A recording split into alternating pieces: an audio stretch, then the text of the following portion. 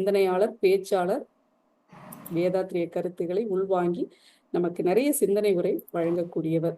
இந்த ஒரு சிறிய அறிமுகத்தோடு ஈஸ்வர் அவர்களை சிந்தனை உரை அளிக்குமாறு அன்போடு அழைக்கிறோம். வாழ்க வளமுடன். Thank you ma'am.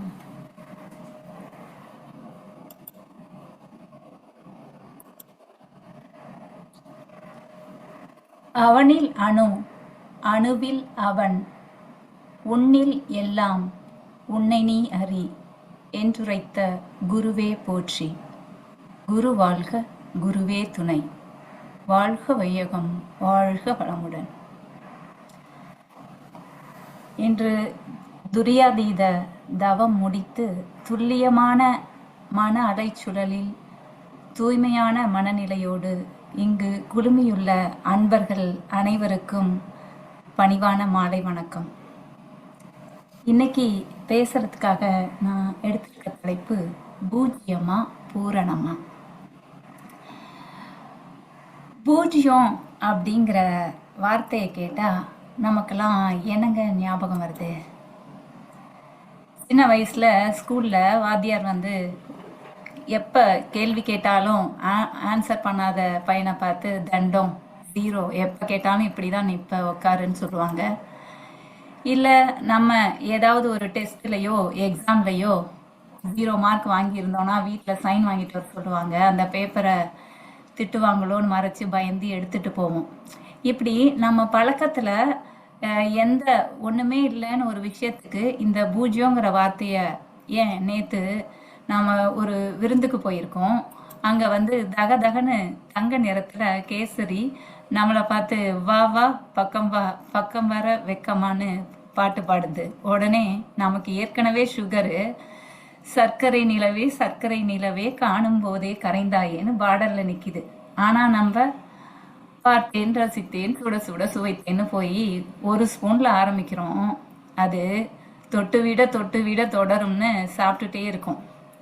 கொஞ்ச நேரத்துல நம்ம வீட்டுக்காரர் வராரு.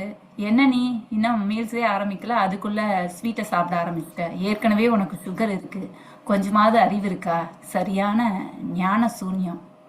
கவனிங்க, நீ திட்டும் போது கூட ஞான சூன்யம்னு சொல்லுவாங்க. அதாவது அறிவில்லையா அப்படின்னு சொல்றதுக்கு ஞான சூன்யம் அப்படின்னு சொல்லுவாங்க. அப்போ கேவலமா ஒண்ணுமே இல்லை நத்திங்கிறதுக்காக இந்த சைஃபர் பூஜ்யத்தை உபயோகப்படுத்துறாங்களே, நிஜமாவே அந்த பூஜ்யத்துக்கு ஒண்ணுமே இல்லையா?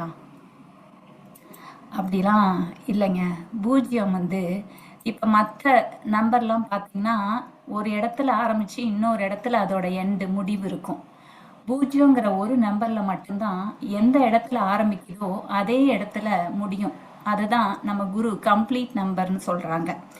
அதுக்குன்னு ஒரு மதிப்பு இல்லாத மாதிரி இருக்கும். ஆனா இந்த பூஜ்யத்தை தூக்கி 1 2 3 4ன்னு எந்த நம்பர் பக்கத்துல போட்டாலும், எந்த நம்பர் அது கூட நெருக்கமா வச்சுக்கிட்டாலும் அந்த நம்பரோட மதிப்பை அது உயர்த்தி காட்டுது. இது என்ன பூஜ்யம் அப்படின்னு சொல்லி கேவலமா நினைச்சு பின்னாடி தள்ளி ஒரு டிஸ்டன்ஸ் மெயின்டைன் பண்ண நடுவுல ஒரு புள்ளியையும் குத்திட்டா அது ஒன்னுங்கில் பார்த்தா அதோட மதிப்பு குறைஞ்சு போயிடுது. இததான் நம்ம குரு ரொம்ப அழகா சொல்லியிருப்பாங்க. பூஜ்யம் மாதிரிதான் இறைவன் நிறைவானவன், தனக்கென்று தனி மதிப்பு இல்லாதவன். யார் அவனை சேர்ந்தார்களோ அவர்களுடைய மதிப்பை உயர்த்தக்கூடியவன். யார் அவனை அலட்சியம் செய்து ஒதுங்கி இருக்கிறார்களோ அவர்கள் 10ல் 1ஆக ஆகிவிடார்கள். இறைநிலையை மதிப்பவர்கள் அந்த இறைநிலை அளவுக்கு உயர்வார்கள். இறைநிலையை உணர்ந்து அதை மதிப்பவர்களை பூஜ்யர் என்பார்கள்னு சொல்றாங்க. அப்போ பூஜ்யர் ஆகணும்னா என்ன பண்ணணும்? அதைத்தான் இன்னைக்கு நம்ம பார்க்க போறோம்.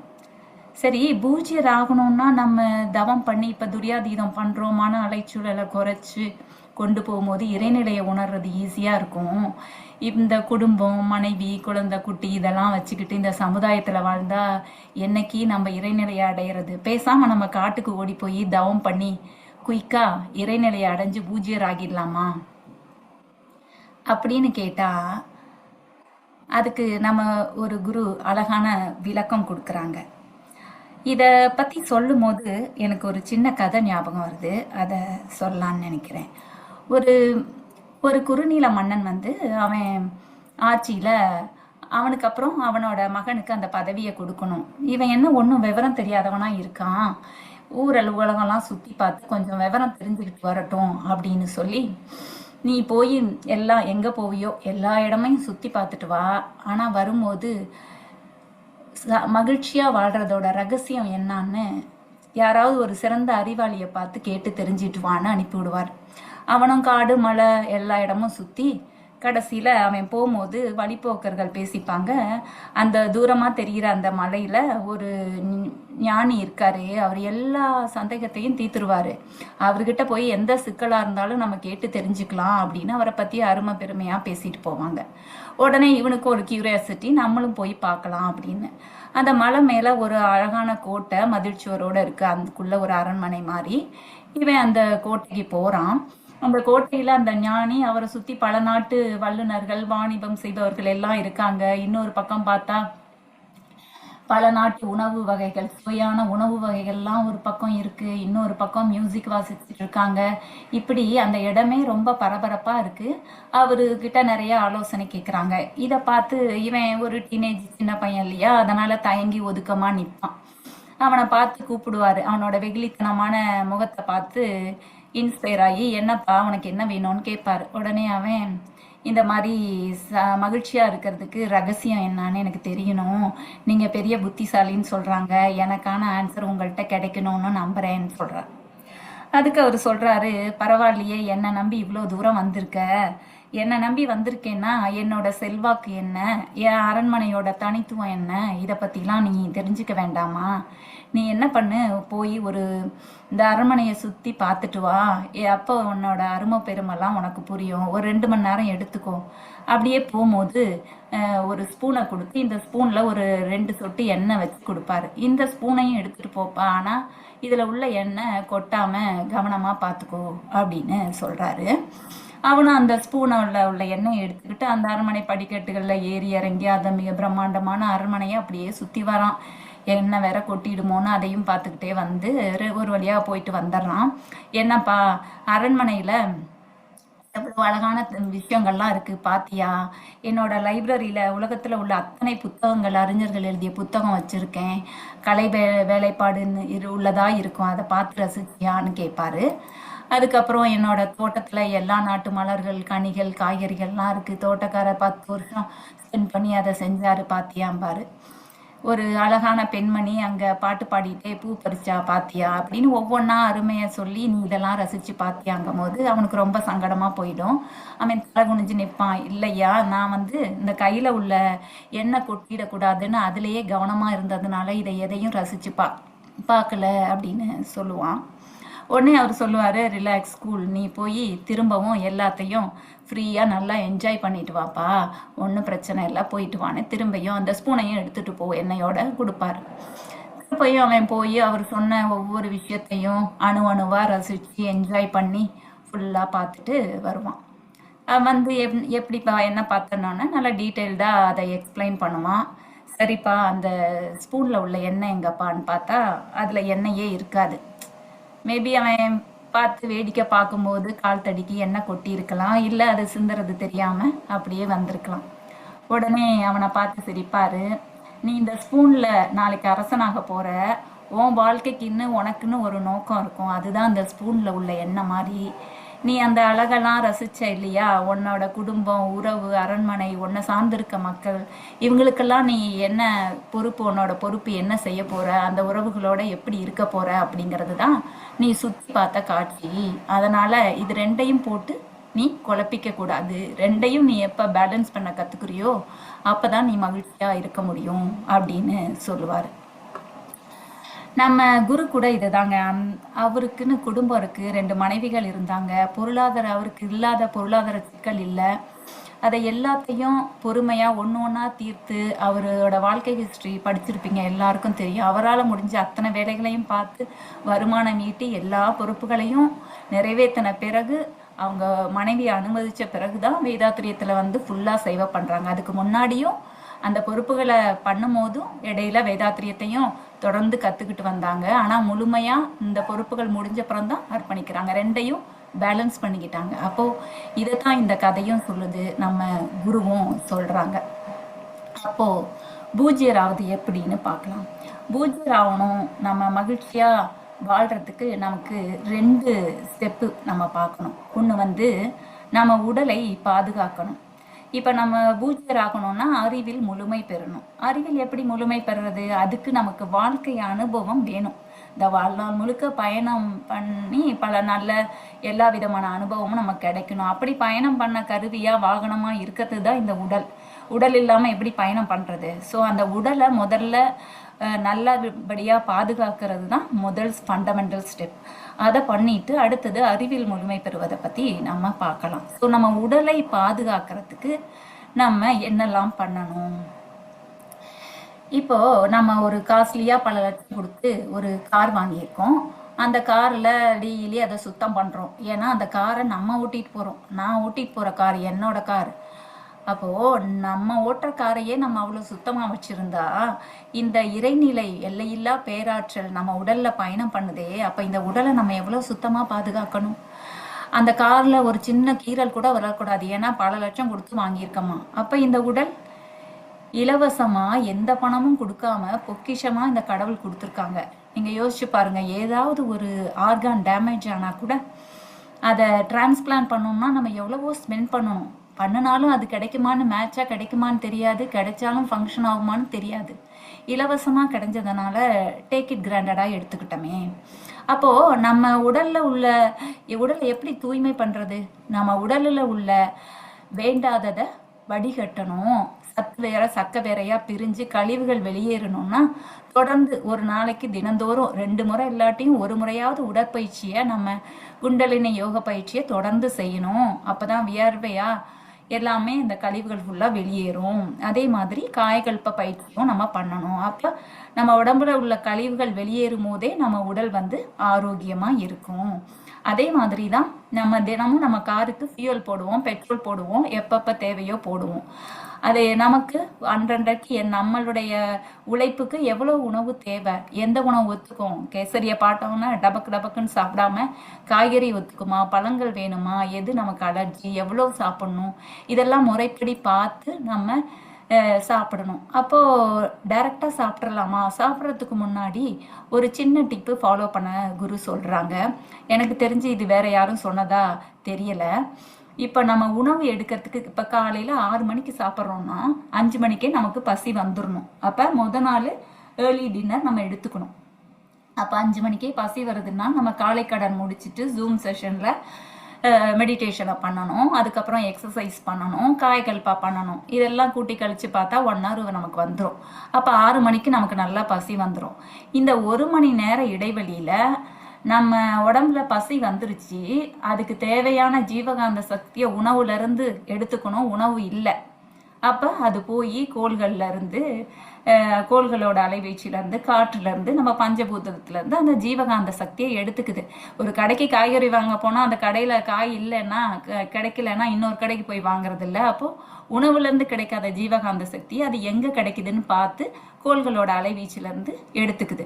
இப்போ நம்ம அதுக்கு ஏற்ற மாதிரி நம்ம இப்போ பஞ்சபூத நவகிரகம் தவம் பண்ணுறோம்னா இன்னுமே அந்த சக்தியை இன்னும் எஃபெக்டிவாக அது எடுத்துக்க நம்ம ஒரு வாய்ப்பு கொடுக்குறோம். இப்போ ஒரு பேச்சுக்கு 100 யூனிட் ஜீவகாந்த சக்தி இன்னைக்கு நமக்கு வேணும்னா 50% நம்ம வந்து இயற்கையிலேருந்தே எடுத்துக்கிறோம். அப்போது அதுதான் நம்ம சிந்தனைக்கு மிகச்சிறந்த ஃபீஸ்டாக விருந்தாக இருக்குது.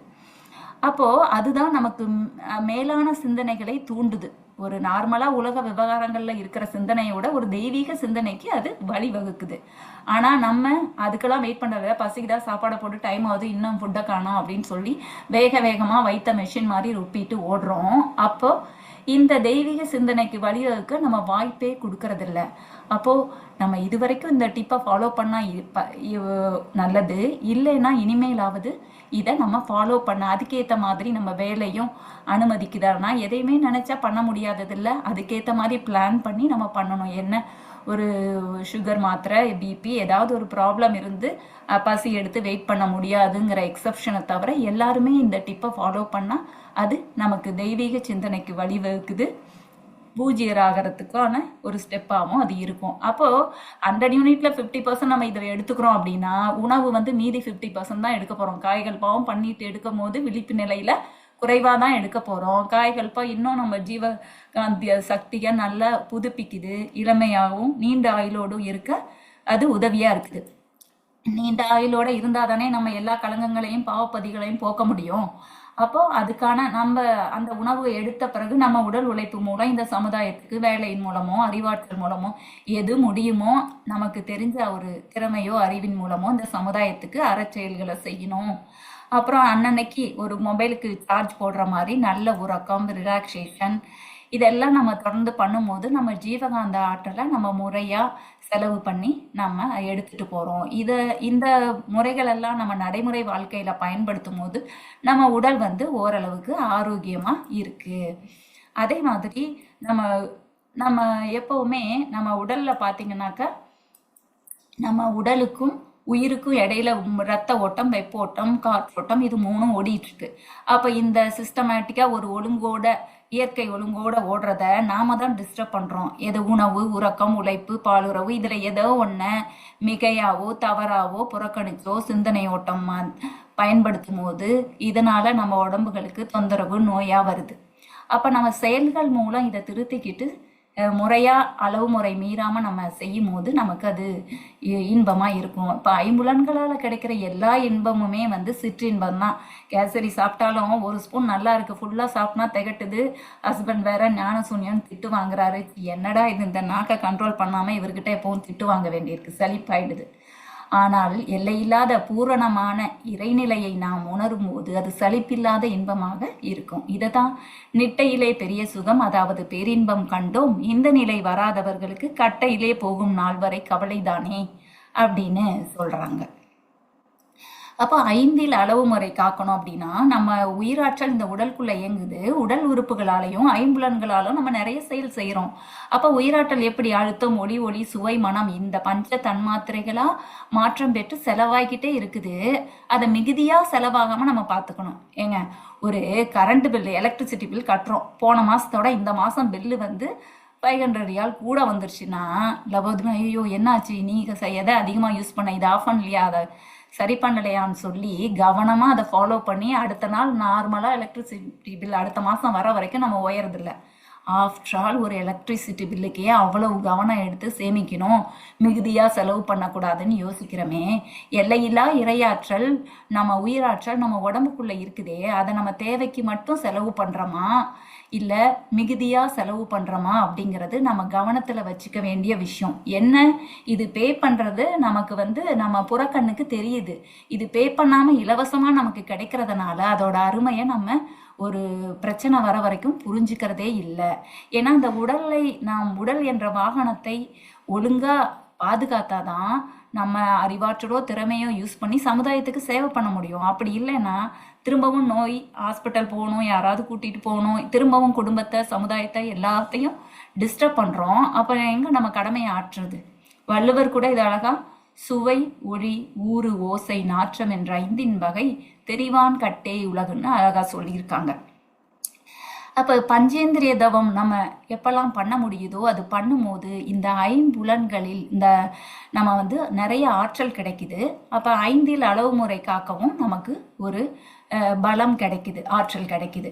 இதை மாதிரி நம்ம அளவு முறையை மீறிட்டோம்னா இந்த 5 கருவிகள் கெட்டு போகுது. அப்போ உயிராற்றலோட அளவும் அழுத்தமும் என்ன குறைந்து அது குழப்பம் அடையுது. அப்போ நம்ம பாவப்பதிகளை போக்குறது வரைக்கும் நம்ம கண்டிப்பா வாழணும். எவ்வளோ பாவப்பதிவுகள் இருக்கு அதை பத்தி நமக்கு தெரியாது. ஆனா அதை போக்குறதுக்கு ஒரு 90 வயசு வரைக்கும் வாழ்ந்தாதான் பாவப்பதிவுகள் போகணும்னா அது வரைக்கும் இந்த உடலை எடுத்துட்டு போக வேண்டியது நம்ம கடமை. அதுல நோய் இல்லாம நல்ல உடலை தான், நம்ம தூய்மையான உடலை தான் நமக்கு கொடுத்துருக்காங்க. அதுல எல்லா பிரச்சனையும் வர்றதே நம்மளாலதான். அதனால அதை எப்பவும் கருத்துல வச்சுக்கிட்டு நம்ம பயணம் பண்ணணும்.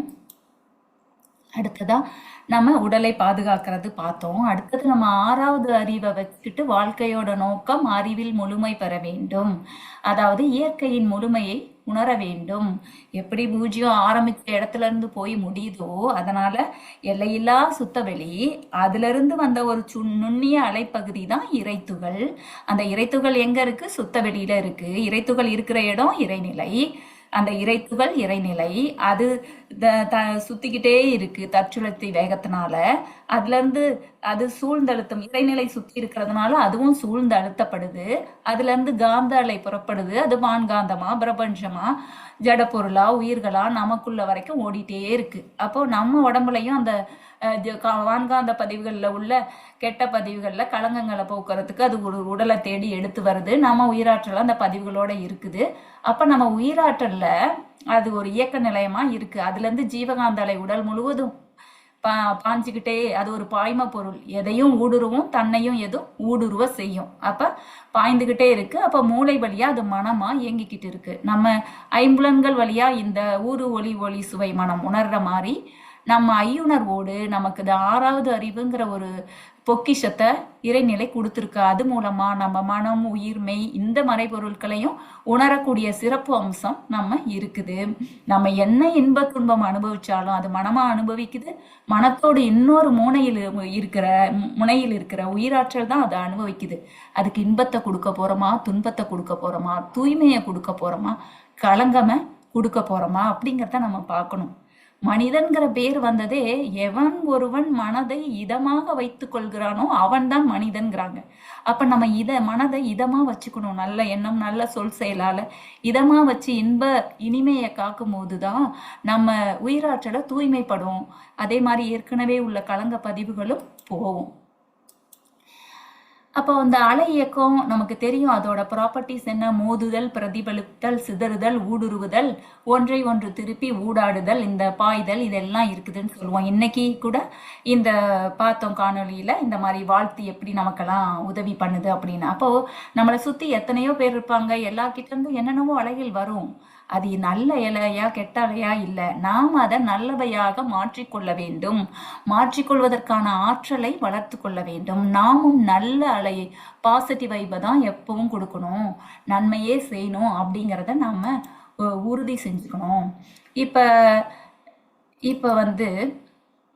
இப்போ இந்த அலைகள் இதுக்கு குரு ஒரு இது சொல்றாங்க. இப்போ ஒரு ரேடியோ ஸ்டேஷன்ல ரேடியோ ஸ்டேஷன் இப்போ எடுத்துக்கலாமே. இப்போ இந்த காணொலியில நான் உங்க கூட பேசிட்டு இருக்கேன்னா இந்த வீடியோவை பாக்குறீங்க, என்னோட குரலை கேட்குறீங்க. நான் ஒரு டிவைஸ்ல இருந்து பேசிட்டு இருக்கேன், நீ எங்கேயோ ஒரு டிவைஸ்ல கேட்குறீங்க, மொபைல்ல கேட்குறீங்கன்னா இது ரெண்டுக்கும் நடுவுல இந்த ஒளி இன்ன பிற அம்சங்கள் எல்லாம் டிரான்ஸ்மிஷன் நடக்குது இல்லையா? அதை நம்மளால விசிபிளா பார்க்க முடியாது. விசிபிளா பார்க்க முடியாதனாலே அதெல்லாம் ஒன்றும் இல்லை, ஒண்ணுமே நடக்கலன்னு சொல்ல முடியுமா? அது மாடுலேஷன் டிமாடுலேஷன் எல்லாம் ஆகி கடைசியில நமக்கு எந்த இதுவும் இல்லாம அப்படியே நமக்கு அதே ஒரிஜினாலிட்டியோட கிடைக்குது. இப்ப இறைநிலை பத்தி தெரியாதவங்க அதுவும் அப்படி ஒண்ணு இல்லை, இருக்கா என்ன இருந்தா காட்டுமாங்க. அப்போ நம்ம ஒரு விஷயத்த பார்க்கவே இல்லைங்கிறதுனால இல்லைன்னு சொல்றது எவ்வளவு முட்டாள்தனம். டிரான்ஸ்மிஷனை நம்ம ஹியூமன் ஐஸ்ல பார்க்க முடியல, ஆனா ஒரிஜினாலிட்டி கடைசியில கிடைக்குது. உங்க கம்ப்யூட்டர்ல நான் பேசுறது எல்லாம் கேக்குதுன்னா அது நடக்குதுன்னு தானே அர்த்தம்.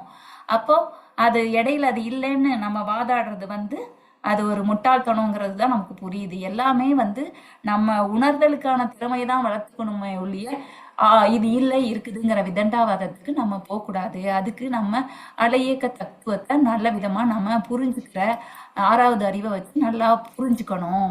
அதே மாதிரி இப்போ நம்ம நமக்கு தான் தெரியுமே எல்லாமே நல்லது பண்ணா நல்லது நடக்கும், இல்லைன்னா ஆனா ஏன் அப்ப திரும்ப திரும்ப இந்த தவறும் தப்புமா நம்ம வாழ்க்கை போயிட்டு இருக்கு ஒரே துன்ப இதுல? ஏன்னா தொடங்கி இப்ப வரைக்கும் நம்மளுடைய பாவப்பதிவுகள் நிறைய இருக்கு. அந்த பதிவுகளால தான் நம்ம மனம் அடைபாய்ந்து தீய செயல்களையும் தீய குணங்களையும் பேராசை, சினம், கடும்பற்று, முறையற்ற பால் கவர்ச்சி, உயர்வு தாழ்வு மனப்பான்மை, வஞ்சம், இது மாதிரி இந்த எண்ணங்கள் அப்பப்ப விலங்கின பதிவுகளாலையும் இதுவரைக்கும் நம்ம சுமந்து வந்த பதிவுகளாலையும் நம்மளை இன்ஃப்ளூயன்ஸ் பண்ணி டாமினேட் பண்ணுது. அப்போ நம்ம வாழ்க்கை முறைய குண்டலினி யோக பயிற்சி வேதாத்திரியத்துல மெடிடேஷன் பண்ணி முறைப்படி வளர்த்துக்கல அப்படின்னா நம்ம மனம் பலவீனமாகி இந்த தீய குணங்கள் பின்னாடி போகும். அதனால நமக்கும் நல்லதில்லை, மற்றவங்களுக்கும் நல்லதில்லை. ஸோ அப்ப நம்ம குரு அதை என்ன சொல்றாங்க அப்படின்னு பார்த்தா, இப்போ மனம் ஒரு முனையில அது இரையாற்றலோட உயிராற்றலோட கனெக்ஷனா இருக்கு. ஒரு முனையில உயிராற்றலோட தானே இருக்கு. இன்னொரு முனையில பாத்தீங்கன்னா அது குரங்கு மாதிரி பேயாட்டம் ஆடிட்டு இருக்கு. ஆக்சுவலா மனம்னாலே மண்கிற இதுக்கு அர்த்தம் என்னன்னா நிலையானது, அழியாததுன்னு சொல்றாங்க. ஆனா நம்ம குரங்குனா எதுக்கு சொல்லுவாங்க? ஒரு இடத்துல இருக்காது, எல்லா இடத்துக்கும் தாவிட்டு இருக்கு. இன்னைக்கு ஒரு விஷயத்த நினைச்சு கவலைப்படுவோம், நாளைக்கு யாரு கவலைப்பட இன்னொரு விஷயம் டிசைனா லிஸ்ட் போட்டு நம்ம கவலைப்படுவோம். அதே மாதிரி புலம்புவோம். ஒண்ணுமே இல்லைனாலும் ஏதாவது ஒரு விஷயத்துக்கு புலம்புவோம்.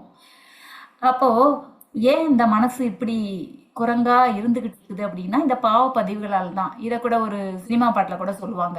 கடவுள் பாதி மிருகம் பாதி கலந்து செய்த கலவை நான், வெளியே மிருகம் உள்ளே கடவுள் விளங்க முடியா கவிதை நான், மிருகம் கொன்று கடவுள் வளர்க்க பார்க்கின்றேன், ஆனால் கடவுள் கொன்று உணவாய் தின்று மிருகம் மட்டும் வளர்கிறதே அப்படின்னு. எவ்வளவு உண்மை இருக்கு பாருங்க அதுல. நம்ம வந்து இறைநிலையில இருந்து வந்தோம், இறைநிலையில தான் தூய்மை சேர்க்கணும் எல்லாம் இருந்தா கூட விலங்கின பதிவுகளுக்கு அடிமையாகி ஆட்பட்டு இன்ஃப்ளூயன்ஸ் ஆகி ஒழுங்கான யோக பயிற்சியோ தவமோ பண்ணாததுனால அதுதான் நமக்கு சப்போர்ட் பண்ணும். நம்ம அது இல்லாததுனால நம்மளுடைய இந்த போராட்டத்துல தொடர்ந்து போராடி போராடி பல நேரம் தோத்து போய் கோவப்பட்டுருவோம், திட்டிருவோம். அதுக்கப்புறம் ஐயோ நம்ம இது இப்படிலாம் படக்கூடாதுன்னு நினைச்சோமே, கோவப்பட்டுட்டோமேன்னு அதுக்கப்புறம் போய் சாரி கேட்போம், வருத்தப்படுவோம். இது ஒரு நாள் 2 நாளா நடக்குது. தினம் தினம் எல்லாத்தையும் எடுத்து இழுத்து கட்டி சாப்பிட்ருவோம். அதுக்கப்புறம் ஐயோ நம்ம போய் ஹெல்த்தி சாலட் சாப்பிடலாம் நினைச்சோம், கேசரியை போட்டு ரொப்பிட்டோமே அப்படின்னு அப்புறமா வருத்தப்பட்டு என்ன பிரயோஜனம்? அப்ப தொடர்ந்து தவத்தில் தற்சோதனையில் ஆழ்ந்து ஆழ்ந்து நம்மை உணர்கிற மெய்யுணர்வு பெறும்போதுதான் எல்லாவற்றிலும் எல்லாமும் நாமாக இருக்கிறத உணரும் போது இந்த இப்படி நிலையற்ற தன்மையா தாவி தாவி குதிக்கிறது நமக்கு குறையும். அப்போ பூஜ்யர் ஆவதற்கான வழி நமக்கு கிடைக்கும். அடுத்ததா இப்போ நம்ம எப்படி இந்த அருகுணத்தை சீரமைக்கணுங்கும் போது நம்ம குரு சொல்றாங்க, தெளிந்த அறிவோடும் விழிப்போடும் இருந்தால் பேராசையை நிறைமணமாகவும் சினத்தை பொறுமையுடனும் கடும்பற்றை ஈகையாகவும் முறையற்ற பால்வேட்கையை கற்பாகவும் உயர்வு தாழ்வு மனப்பான்மை நேர்நிறை உணர்வாகவும் பஞ்சத்தை மன்னிப்பாகவும் சீரமைத்து கொள்ளலாம் அப்படின்னு சொல்றாங்க. இப்போ பேராசை நேத்து தான் போய் கொத்து பரோட்டா சாப்பிட்டு என்ன ஆச்சு, ரண்டகான்னு வயிற்றுல குத்தாட்டம் ஆச்சு. இன்னைக்கு தங்கமே என்ன ஆச்சுன்னு சக்கரை பொங்கல் கூப்பிட்டாலும் ஆசையா ஓடி போய் உன்னை பார்த்ததும் நெஞ்சில பொங்கல் ஆச்சுன்னு திரும்பவும் கட்டுன்னு கட்டுனா என்ன ஆகுறது? என்ன பண்ணணும்? அப்பா இது வரைக்கும் போதும், எனக்கு வந்து ஒரு ஓரமா உக்காந்து ஒரு ஓட்ஸ் கஞ்சியும் ஊற வச்ச பாதாமும் சாப்பிட்டா போதும், ஏற்கனவே சுகரு டாப் ரேட்டிங்ல போயிட்டு இருக்குது அப்படின்னு சொல்லி நம்ம நிறை மனதோடு அந்த ஆசையை கட்டுப்படுத்த தெரிஞ்சிருக்கணும். அதுக்கும் நமக்கு தவம் வந்து நமக்கு பண்ணணும். இது வந்து குரு வந்து நம்ம சொல்றாங்க, இதை முறைப்படுத்துறதுக்கு நமக்கு தற்காலத்திலும் பிற்காலத்திலும் நம்ம வந்து யாருக்கும் துன்பம் தரும் செயலை செய்யக்கூடாது அப்படின்னு சொல்லும் போது இந்த அருகுண சீரமைப்பை வந்து தற்சோதனை பண்ணி சரி பண்ணணும்னு சொல்றாங்க இல்லையா? அதுல 3 விஷயம் சொல்றாங்க: எண்ணம், பேச்சு, செயல். இப்ப எண்ணத்தை ஒரு வாரத்துக்கு எடுத்துக்கோங்க, லிஸ்ட் போடுங்க, என்னெல்லாம் எண்ணம் வருது உங்களுக்கு, இந்த எண்ணத்தினால துன்பம் வருதா, இப்படி துன்பம் தரும் எண்ணத்தை திரும்ப நான் பண்ணவே மாட்டேன். இப்ப நீங்க துரியாதீதம் தவம் பண்றீங்கன்னா மன அலைச்சூழல் கம்மி ஆகும்போது உட்காந்து தவ முடிவுல ஒரு பேப்பரை எடுத்து டெய்லி தவம் பண்றீங்கன்னு வச்சுக்கலாமே, டெய்லி தவம் பண்ணி அந்த மன அலைச்சூழல் குறைந்து இருக்கும்போது உக்காந்தா அப்ப என்னெல்லாம் நம்ம எண்ணம் வந்தது, அதுல என்ன துன்பம். உதாரணத்துக்கு இப்ப கணவரோ மனைவியோ நம்மள மரியாதை பண்ணல, அன்பு செய்யலன்னு சொன்னா ஒரு நாள் ஃபோன் பண்ணி கம்பெனியில பிஸியா எடுக்கலைன்னா கூட பத்தியா நான் நினைச்சது சரியா தான் இருக்கு, இவர் எடுக்கலைன்னா அது தொடர்பா தொடர்ந்து சண்டை வரும். அப்போ ஒரு எண்ணம் வரும்போது இதனால துன்பம்னா துன்பம் தரும் எண்ணத்தை இனிமேல் நினைக்கவே மாட்டேன்ங்கிற எண்ணத்தையும் அந்த எண்ணத்தோட சேர்த்துக்கணும். ஸ்ட்ராங்கா டெய்லி குறைவான மன அலைச்சூழல்ல அந்த எண்ணத்தை சேர்த்துக்கணும். அப்படி ஒரு வாரம் துன்பம் தரும் எண்ணத்தை எல்லாம் ஒண்ணா களையணும்.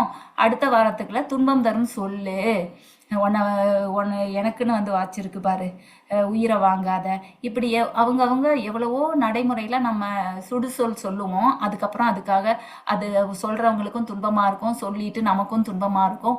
அது என்னெல்லாம் சொற்கள் அந்த மாதிரி சொல்றோம், இனிமையா எத்தனையோ வார்த்தைகள் இருக்க, ஏன் இந்த மாதிரி நம்ம என்னது கனி இருப்ப காய் கவர்ந்துட்டுன்னு சொல்லுவாங்க. அது மாதிரி எவ்வளவோ நல்ல சொற்களுக்கு ஏன் இது மாதிரி இதையே தன்மையா சொல்லியிருக்கலாமே. பிள்ளைங்களை நம்ம கண்டிக்கிறத கூட தன்மையா கண்டிச்சுதான் அவங்க கேட்பாங்க. அதை நம்ம இன்னும் கோபமா கண்டிக்கும் போது அகேன்ஸ்டா தான் அவங்க பண்ணுவாங்க. அப்போ இந்த மாதிரி சொல்களெல்லாம் சொல்லக்கூடாதுன்னு அதை ஒரு வாரம் லிஸ்ட் போட்டு ஆராய்ச்சி பண்ணுங்க. இது எல்லாமே தவம் பண்ணி மன அலைச்சூழல் குறைவா இருக்கும்போது உட்காந்து எழுதி அப்ப பண்ணும்போது தான் நமக்கு உள்ள மனசுக்குள்ள வரும். 14 to 40 அது வராது. அதே மாதிரி செயல்கள், என்னெல்லாம் செயல்கள் நம்ம செய்யறோம், திட்டுறது அடிக்கிறது மட்டும் இல்ல, வேகமா கதவை சாத்துறது, கிச்சன்ல போய் அவங்க மேல உள்ள கோவத்துல டப்புன்னு பாத்திரத்தை போடுறது, மூஞ்சி காட்டுறது, பேசாம கோச்சிட்டு இருக்கிறது, என்னென்னமோ விஷயங்கள் எவ்வளவோ நம்ம வந்து அதை எல்லாத்தையும் ஒன்று ஒன்றா ஆராய்ஞ்சு களையணும். இப்படி எண்ணம் சொல் செயல் இதனால நமக்கோ பிறருக்கோ தற்காலத்திலோ பிற்காலத்திலோ துன்பம் தராம இருக்கணும். நம்ம குழந்தைங்களுக்கு காசு பணம் துட்டுன்னு ஓடி ஓடி சேர்த்து வைக்கிறோமே, அதான் சொத்து.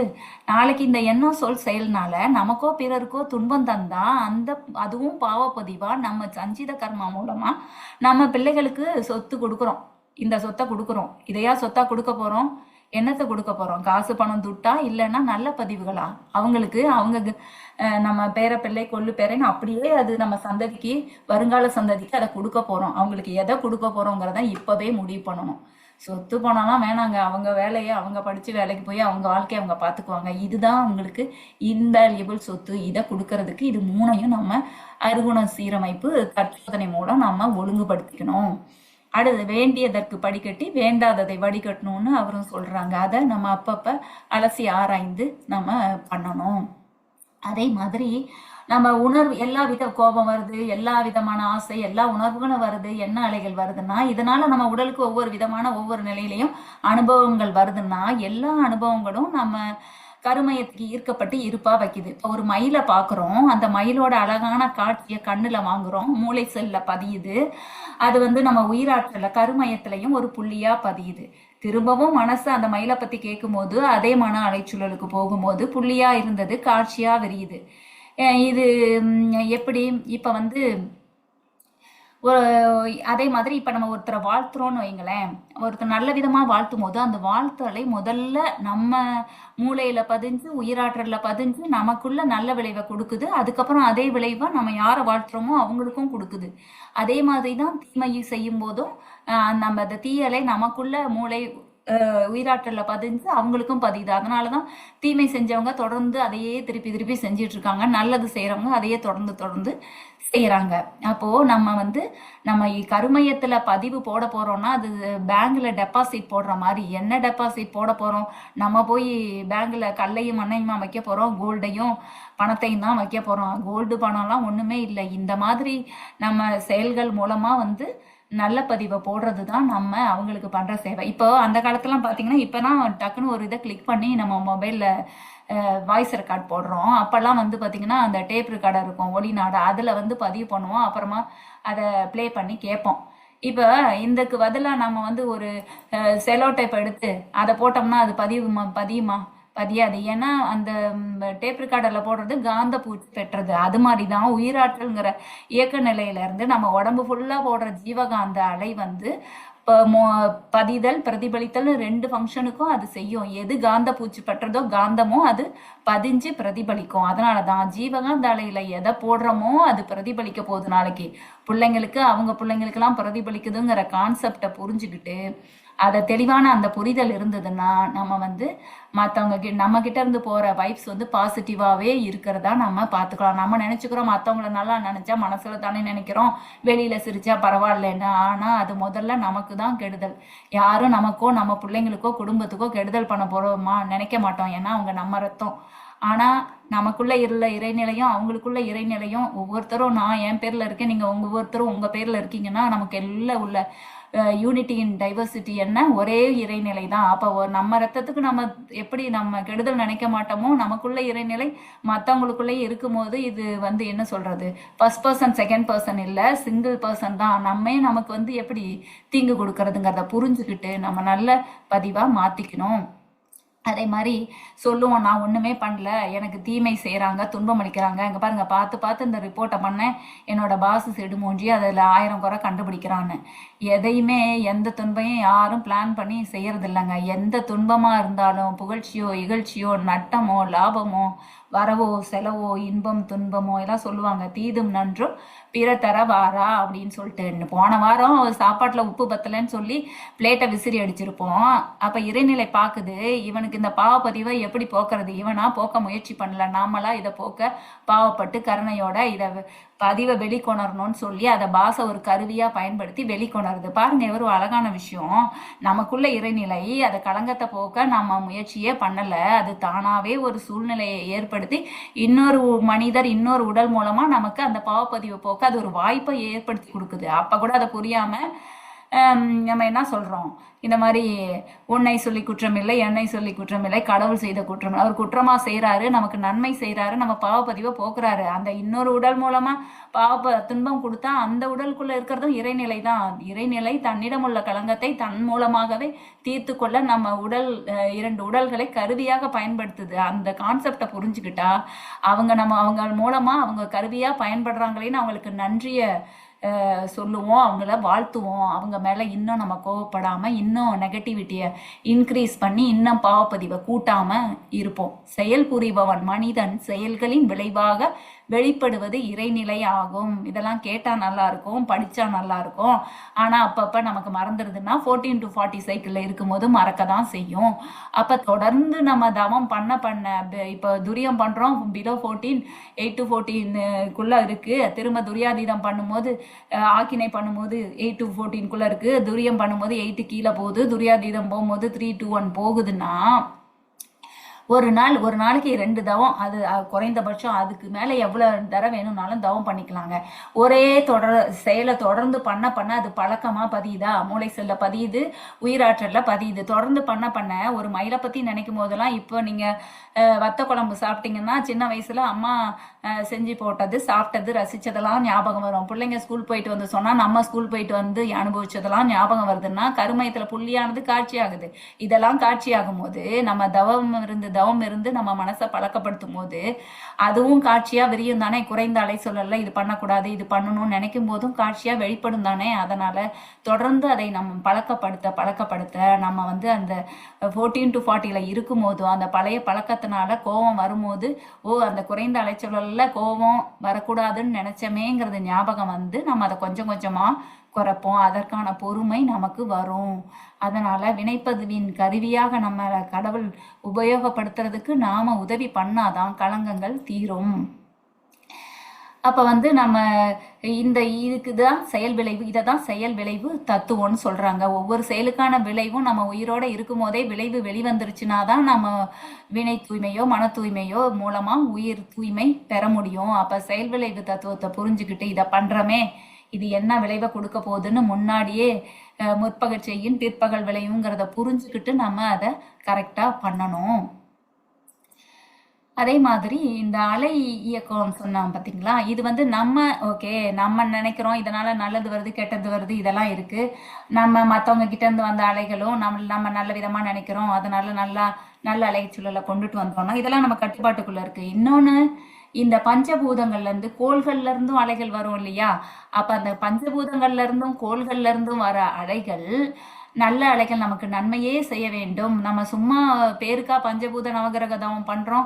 இப்ப சுனாமி வருது, ஒரு சூறாவளி வருது, திடீர்னு ஒரு மின்னல் அடிக்குது, ஏதாவது எரிஞ்சு போகுது, ஒரு ஆக்சிடென்ட், எத்தனையோ விஷயங்கள் நம்ம சுத்தியுள்ள எல்லாமே பஞ்சபூதம், அதுல இருந்து வர்றதுதான். அதை தாண்டி எங்கேயும் தப்பிக்க முடியாது. காந்த அலை தான் எல்லா இடத்துலயும் பாய்ம பொருளா சுத்திக்கிட்டு இருக்குது. அப்போ இந்த நம்ம சுத்தி உள்ள காந்த அலையில வெளியில உள்ள பஞ்சபூதத்துல இருந்து நமக்கு எந்த கெடுதலும் வராம இருக்கணும்னா சுத்தி உள்ள அலைகள் அது மனிதர்களிடம் இருந்தா சொல்லுவோம். சில வேளை யாராவது ஏதாவது சொல்றாங்க, வீட்டுக்கு வராங்க, வெளியில பாக்குறாங்க, சொன்னா ஐயோ திருஷ்டி பட்டுடுமோ அப்படின்லாம் நினைப்போம். அப்ப நம்ம வேதாத்திரியத்துல இருக்கும் போது அது மாதிரி கிடையாது. ஏன்னா நம்ம நம்மள ஸ்ட்ராங்கா நம்ம தவம் பண்ணி யோகா பயிற்சி பண்ணி ஸ்ட்ராங்கா வச்சுக்கும் போது நமக்கு தாங்கும் சக்தியானது கிடைக்கிறது. தாங்கும் சக்தி அதிகம் இல்லாத போதுதான் வெளியில இருந்து வர அலை நம்மள அழுத்தம் கொடுக்கும் போது துன்பமாக மாறுகிறது. தாங்கும் சக்தி இருக்கும் போது அது இன்பமா தான் இருக்கும். அப்ப பஞ்சபூதங்களை மண் மீது மனம் வைத்து தவம் செய்கிறோம், இது எனக்கு எப்போதும் நன்மையே செய்யும் அப்படின்னு உயிர்கலப்பு பெற்று அந்த உயிர்கலப்பு ஒவ்வொரு பஞ்சபூதத்திலிருந்து ஒவ்வொரு விஷயத்திலையும் பஞ்சபூதத்துக்குள்ள எல்லாமே அடங்கிருது. அப்ப அதுல சங்கற்பம் செய்யறோம், இதுல உயிர்கலப்பு செய்யறோம். அப்படிங்கும் போது அதுல கலப்பு பெற்ற மனசு ஒரு பக்குவ நிலைக்கு போகுது. அப்ப அனுபவம், சாப்பிட்றோம், உணவு, உடை, உறைவிடம், ஃப்ரெண்ட்ஸ், ரிலேட்டிவ்ஸ், இது எல்லா விஷயம் என்னடா வாழ்க்கைன்னா அந்த வாழ்க்கையில சலிப்பு வெறுப்பு வராது. ஏன்னா வாழ்க்கை ஒரு பர்பஸ்க்காக தான் வந்திருக்கோம், பர்பஸ் முடிஞ்சு திரும்ப போகணும். இதுல சலிப்பு வெறுப்பு தோல்வி என்னத்துக்கு? நம்ம எல்லாத்தையும் ஏத்துக்கிறது நம்ம கடமை, களங்கங்களை போக்குறது நம்ம கடமை, சமுதாயத்துக்கு அறச்செயல் செய்யறது கடமை.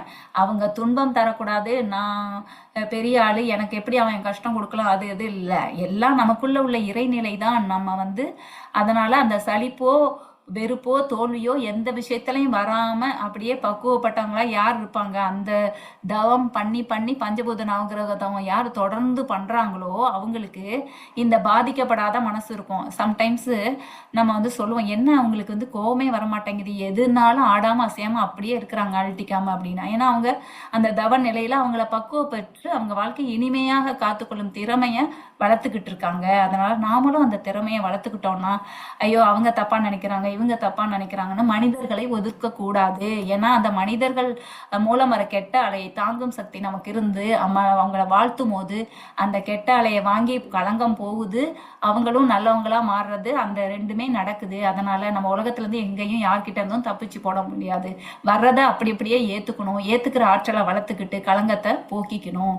அதுக்கு இந்த தவமுறைகள், நம்மளோட குரு கொடுத்த இந்த தவமுறைகள் நமக்கு உதவி பண்ணுது அப்படிங்கிறத நம்ம புரிஞ்சுக்கணும். அப்ப அன்றாடம் 2 முறை, அதுக்கப்புறம் எவ்வளவு முடியுதோ நாம பண்ணிக்கணும். ஸோ இதெல்லாம் பண்ணணும்னாலும் கூட அப்பப்ப நமக்கு மறந்து போற விஷயத்துல நான் யார் அப்படிங்கிற விஷயத்த நாம எப்பவுமே மறக்க கூடாது. எப்ப சொல்லுவோம், என் அந்தஸ்து என்ன, தகுதி என்ன, என்னை இவன் கல்யாணத்துக்கே கூப்பிடல, நான் வந்து இவனை என்னை கூப்பிடல, இவனை எதுக்கு கூப்பிடணும், எல்லா விஷயத்துலயும் நான் பெரியவன், வல்லவன், நல்லவன். ஒரு உதாரணத்துக்கு இப்ப சினிமா துறையோ இசைத்துறையோ அரசியல் துறையோ எதுவா இருந்தாலும் என்ன நினைப்பாங்க, நான் இந்த துறையில பலந்துன்னு கொட்டை போட்டவன், இவன் நேத்து வந்த கத்துக்குட்டியன்னா தெரியும். ஏன்னா தன்னை பத்தி அந்த தற்பெருமை, அந்த கர்வம், நான் நான் நான் யார், நான் எனும் எழுச்சியை நாடி ஆராய்ந்தால் நான் முதலில் மனமாக பிடிபடும். நான் என்றால் உடல் என்று குறுகி நிற்பதா, இல்ல மனம் என்று விரிந்து நிற்பதா? நான் மனத்தின் மூலம் நாட அங்கு உயிராகி, அப்ப உயிர் என்று உயர்ந்து நிற்பதா? உடல் என்று குறுகினால் குறுக்கத்துக்கும் விரிவு இருக்கு, உயிரென்று உயர்ந்தால் உயர்வுக்கும் விரிவு இருக்கு. ஆனா முழுதுணர்வு எப்ப வருது, நான் யார் என்னும் வினான் நல்லுயிர்ப்பு அறிவுக்கு கேட்கணும். நான் அகம்பாவமாம் குறுகிய நாட்டத்தில் நான் குட்டி குட்டி விஷயம் பண்ணிட்டு நான் பெரிய ஆளுன்னு சொன்னா பேரறிவு எப்ப வரும்? நான் முழுமை பெற மெய்ப்பொருளை உணர வேண்டும், பிரம்மத்தை உணர வேண்டும். உணர்ந்தேன், பூஜ்யம் ஆரம்பிச்ச இடத்துல இருந்து முடிவுக்கு அதே இடத்துக்கு போகும்போது அதுதான் மூலம்னு புரிஞ்சுக்கும் போது கம்ப்ளீட் ஆகுது வாழ்க்கை பயணம். அது வந்து பூரணமாகுது. அது சூனிய மாதிரிதான் இருக்குது, ஒண்ணு இல்லாதது போல. ஏன்னா அதுக்கு தோற்றம் கிடையாது, அது அரூபமானது. அது அரூபமானதுன்னா அது இல்லைன்னு ஆயிடுமா? அது உருவமற்ற அரூபமானது என்றாலும் உலகத்தில் பிரபஞ்சத்தில் உள்ள அத்தனை தோற்றங்களும் அந்த அரூபத்தில் இருந்துதான் வெளிவந்தது. சுத்த வெளியது, அது மௌனமானது, அதுக்கு ஓமையே கிடையாது. நமக்குள்ள உள்ள இறைநிலை இறைநிலை ஒப்புயர்வற்றது, அதை எதோடையும் ஒப்பிட முடியாது. எல்லாவற்றையும் விட எது பொரியதோ, எதை எதையோடும் ஒப்பிட முடியாதோ அப்படிப்பட்ட இறையாற்றலை எனக்குள்ள வச்சுக்கிட்டு அதை யாரோட நாம ஒப்பிடுறோம்? ஒப்பிட முடியாததை வச்சுட்டு ஒப்பிடுறதே தப்பு. அப்படி ஒப்பிடுறது யார் கூட ஒப்பிடுறோம்? நம்ம இரையாற்றல் இன்னொருத்தவங்க கிட்ட இருக்கு, அதே இரையாற்றல் உள்ள ஒரு உடல் ஒரு மனிதனோட ஒப்பிடுறோம். 2 பேருமே ஃபர்ஸ்ட் பர்சன் செகண்ட் பர்சனா, சேம் பர்சனா? அப்ப ஒரே இரையாற்றல் நமக்குள்ளேயும் ஓட அவங்களுக்குள்ளேயும் ஓட பாவப்பதிவு நம்ம ரேஷியோக்காக இந்த உடலும் அவங்க ரேஷியோக்காக அந்த உடலும் எடுத்து இருக்கும் போது நம்ம அறிவீனத்தினால அவங்களோட ஒப்பிட்டு கம்பேர் பண்ணி தீய செயல்களை செஞ்சு கர்வத்தினால இன்சல்ட் பண்ணி எல்லாம் பண்ணி திரும்பவும் பாவப்பதிவை ஓட்டுறோம். உண்மையிலும் பார்த்தா இப்ப நம்ம ஒவ்வொருத்தருக்கும் எந்த மனிதராக இருந்தாலும் மரணம் வரைக்கும் அந்த உடல், அதுக்கப்புறம் அது சாம்பல் ஆகுது, இல்ல புதைக்கப்படுது, பஞ்சபூதத்துல கலக்குது, அணுக்களின் கூட்டா வான்காந்தத்துல இந்த உயிர் இந்த மனம் எல்லாம் வான்காந்தத்துல கலந்த பிறகு இவங்கன்னு ஒவ்வொருத்தரா பிரிச்சு எடுக்க முடியுமா? அப்ப ஒரே இது தானே. நம்ம மரணம் வரைக்கும் தான் யோசிக்கிறோம், அந்த உடல் நாம நீமன் எல்லாரையும் மாத்தினாலும் அதுக்கப்புறம் என்ன, நமக்கு அதுக்கப்புறம் என்னென்ன ஆகுதுங்கிறது நமக்கு இப்ப தெரியாது. ஆனா இது ஃபுல்லா சாம்பல் ஆயுது, மண்ணுக்குள்ள போனா பஞ்சபூதம் ஆயிடுதா? அப்ப நம்ம மனம் உயிராற்றல் ரெண்டும் போய் வான்காந்தத்துக்கு போகும்போது வான்காந்தம் எங்க இறைத்துகள் சுத்தவெளி அங்கேயும் தான் இருக்குது. பாவப்பதிவுகள் போகாம இருந்தா திரும்பவும் நம்ம இறைநிலையானது இன்னொரு உடலை தேடி எடுத்து அதை கழிக்கணும். அப்போ எல்லாமே ஒண்ணுதான் அப்படிங்கிற அந்த இது இருக்கும்போது இந்த எல்லாரையும் சமநிலையா நோக்கிற தன்மை வரும். இப்ப நம்ம பிள்ளை அவங்க பிள்ளைன்னு இப்படியே போனா அதுக்கு மார்ஜின் நமக்கு பின்னாடி போய் பார்த்தா கிராண்ட் பேரண்ட் அப்படியே போயிட்டு இருந்தா அது திரும்ப இறைநிலையில தான் போய் முடியும். அப்ப எல்லாரும் ஒண்ணுதான், இந்த தோற்ற மயக்கம் எல்லாம் ஒண்ணுமே கிடையாது அப்படிங்கிறத உணர்ந்தா நமக்கு அருள் வெள்ளம் நம்ம மனசுல பொங்கி ஓடும், எல்லாமே ஒண்ணுன்னு. அதே மாதிரி இயற்கையின் பரிணாம சரித்திரத்துல இப்ப ஒரு கம்ப்யூட்டரை எடுத்துக்கிட்டோம் அப்படின்னா அந்த கம்ப்யூட்டர் எவ்வளவோ இன்ஃபர்மேஷனை தனக்குள்ள ரெக்கார்ட் பண்ணி வைக்குது இல்லைங்களா? அதே மாதிரி நம்மளுடைய கருமையத்துல பிரபஞ்சம் தோண்டியதுல இருந்து இருந்து இப்ப வரைக்கும் எல்லா பதிவுகளையும் நம்ம வான்காந்தத்துல இருந்து எடுத்து நம்ம மூலாதாரத்துல அது பதிவா திணிவு பெற்று இருக்குது. எப்படி ஒரு ஆலமர விதையில இருந்து ஒரு பெரிய ஆலமரம் உருவாகுதோ அது மாதிரி இந்த இறைத்துகள்ல இருந்து வெளிவந்த அந்த பிரபஞ்சத்துல இருந்து ஒரு இறையாற்றலின் ஒரு நுண்ணிய பகுதி தான் நம்ம மூலாதாரத்துல தெளிவு பெற்றிருக்குது. அதை தூய்மையா வச்சுக்கணும். அதுல நம்ம எப்படி நாம நினைக்கிறோம் ஏதாவது ஒரு தப்பு பண்ணோம்னா யாருமே பார்க்கலன்னு சொல்லிட்டு, ஆனா நமக்குள்ள இல்ல இறைநிலை அதை பாக்குதுங்கிறத நம்ம உணர்றதே கிடையாது. அந்த அளவுக்கு நம்ம அறிவை விருத்தி பண்ணிக்கல. எல்லாமே இப்போ ரெக்கார்ட் ஆகிட்டு இருக்கு நம்ம பேசுறதுன்னா, அப்ப ஏதாவது நம்ம தப்பான சொல்லு பண்ணுவோமா? நம்ம எல்லாரும் பார்த்துட்டு இருக்காங்கன்னா தப்பான செயல் செய்வோமா? அப்ப நம்ம வாழ்நாள் முழுக்க நம்ம கூடவே இருந்து நம்மளை வாட்ச் பண்ணிக்கிட்டு இருக்கிறது மிரர் மாதிரி நமக்குள்ள இருக்கிற இறைநிலை தான் புரிஞ்சா யாருக்காவது தீய எண்ணமோ தீய சொல்லோ தீய செயலோ வருமா? நீங்க யோசிச்சு பாருங்க. எல்லாம் 24 ஹவர்ஸும் நம்மளை யாராவது கண்காணிச்சுக்கிட்டே இருந்தாங்கன்னா ஒன்னும் பார்த்து பண்ணுவோம், யோசிச்சு பேசுவோம், யோசிச்சு செய்வோம். அது எப்பவுமே நம்ம கண்ணுக்கு புறக்கண்ணுக்கு தெரியாதனால அதை நம்ம மறந்து போயிடுறோம் பலவீனமா. எப்பவுமே நம்ம கவனிக்கப்படுறோம், கண்காணிக்கப்படுறோம், எல்லாமே ரெக்கார்ட் ஆகுது.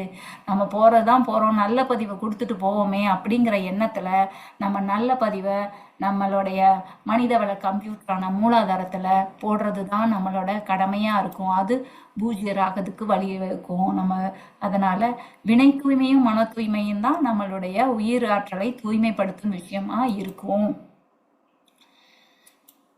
இப்போ ஒரு ஏதோ ஒரு உதாரணத்துக்கு இப்போ வந்து இரையாற்றலை வந்து நம்ம கடல்னு வச்சுக்கிட்டோம் அப்படின்னு சொன்னாக்கா, அந்த கடல் இருக்கு, அதுல இருந்து அலையா வந்துகிட்டு இருக்குது. நம்ம உயிராற்றல்ல இருந்து ஜீவகாந்த அலை வந்துகிட்டு இருக்கு இல்லையா? அது மாதிரி இதுல வந்துட்டு இருக்குன்னா அந்த அலையெல்லாம் நின்னாலும் கடல் இருக்கும். அந்த தண்ணியை தூக்கி ஒரு மண்பானையில ஊத்துறோம், ஒரு கப்புல பிடிக்கிறோம், ஒரு வாட்டர் பாட்டில வைக்கிறோம்னா மூணும் வடிவம் வேற, மூணுல உள்ள தண்ணியும் ஒண்ணுதான்.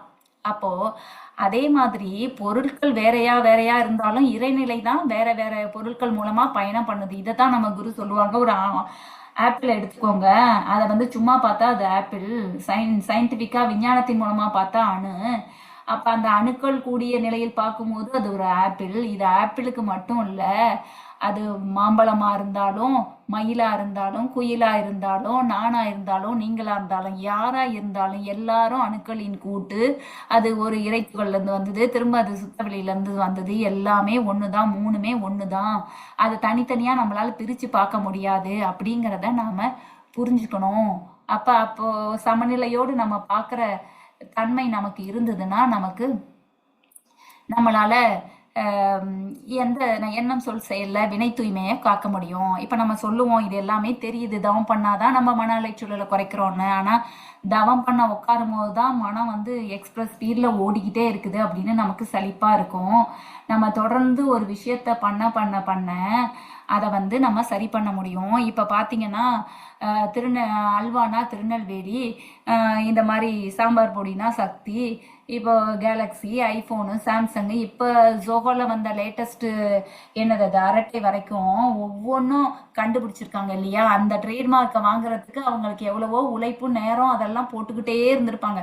தப்பும் தவறும் நடந்திருக்காதா? நியூட்டன் வந்து கூட இது எல்லாம் கண்டுபிடிக்கும் போது எல்லா கண்டுபிடிப்புகளும் பல தடவை தோல்வி அடைஞ்சு பல முயற்சி பண்ணி நேரம் உழைப்பு போட்டு தான் கொண்டு வந்திருக்காங்க.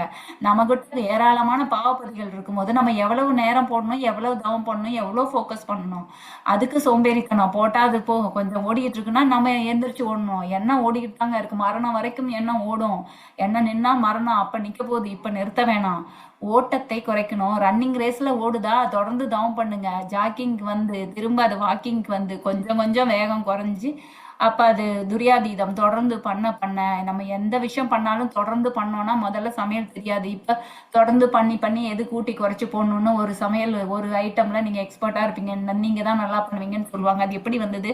பல தடவை முயற்சி, தப்பு தவறு எல்லாம் கரெக்ட் பண்ணி. அதே மாதிரி தவத்துல பண்ணும்போது தப்பு தவறும் வந்து நீங்க மனம் ஓடுனா அது பாட்டுக்கு பண்ணட்டும். ஆனா முயற்சியை விடாம தொடர்ந்து தொடர்ந்து பண்ணும் போது, அதற்கு பழகி கொள்ளும் போது, அதுவே தவம் பண்ற அந்த பழக்கம் நமக்கு வந்துருச்சுன்னா நாமளே நினைச்சாலும் பழக்கத்தை விட முடியாது.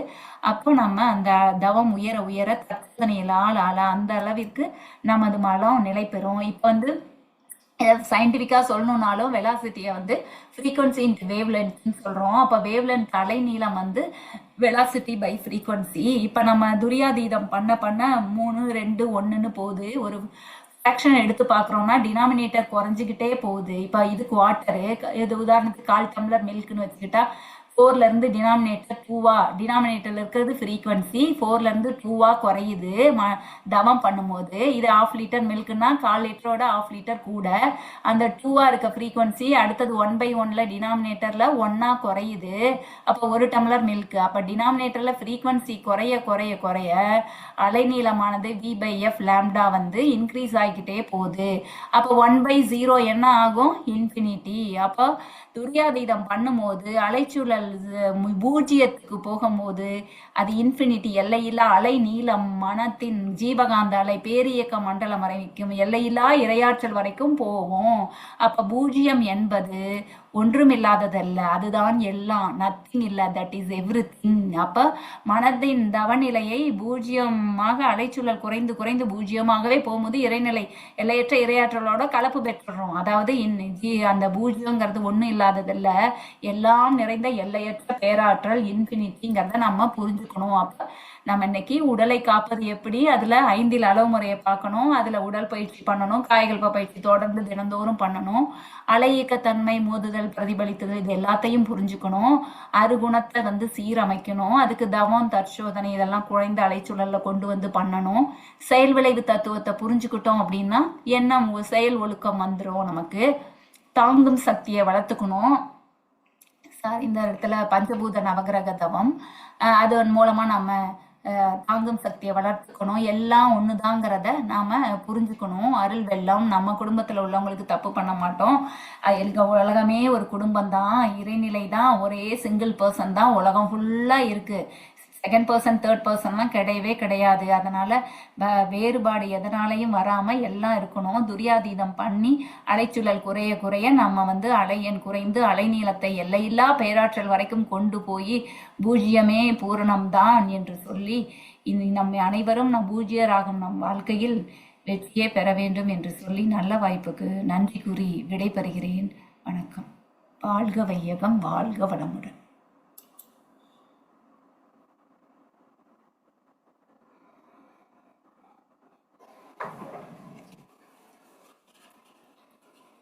வாழ்க்கை வளமுடனுமா.